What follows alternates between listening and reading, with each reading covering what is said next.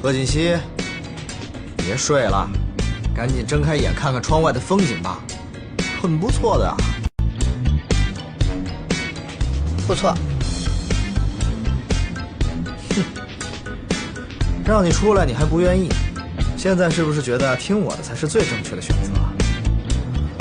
我还是觉得在家里待着比较好。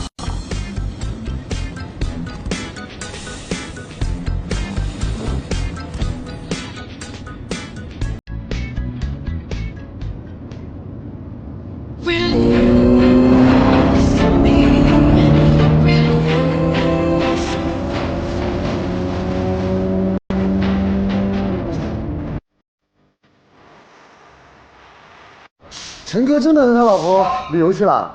可不是嘛，人家顾西城现在对那个女人可上心了。